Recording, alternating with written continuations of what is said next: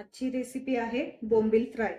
ह्याच्यासाठी लागणारं साहित्य मिरचीची पेस्ट, कोथिंबीर, गरम मसाला, धनेपूड, लाल मिर्च पावडर, हळद, रवा, तांदळाचं पीठ, एक लिंबू आणि तेल।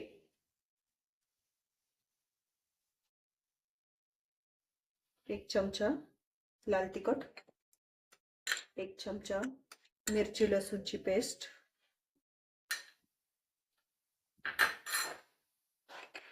थोडीशी हळद, पाव चमचा गरम मसाला, धने जिरे पूड, मीठ चवीपुरता,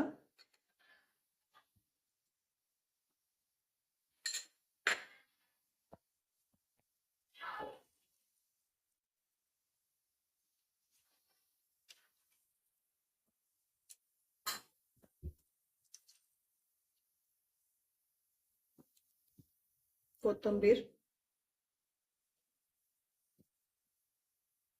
हे सगळं मिश्रण मिक्स करून घ्यायचं आहे। मिश्रण मिक्स झालेलं आहे। आता 10 ते 15 मिनिटं झाकून ठेवायचं आहे।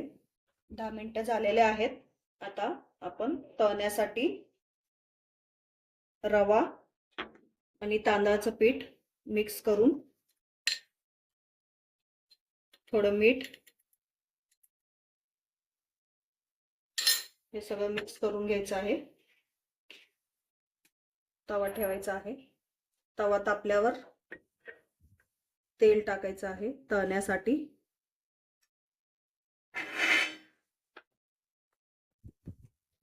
तेल तापलेलं आहे।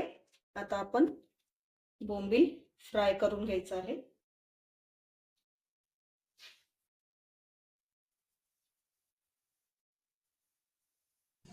बोंबीलला दोन्ही बाजूने रवा आणि तांदळाचं पीठ लावून घेऊ आणि तेलात फ्राय करूया। सेम प्रोसेस करायची आहे।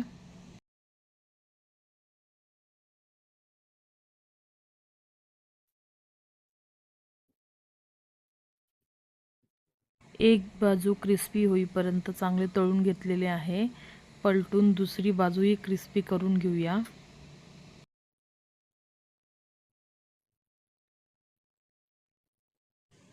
दोन्ही बाजूने तळून घेतले आहे, चांगले कुरकुरीत झाले आहेत।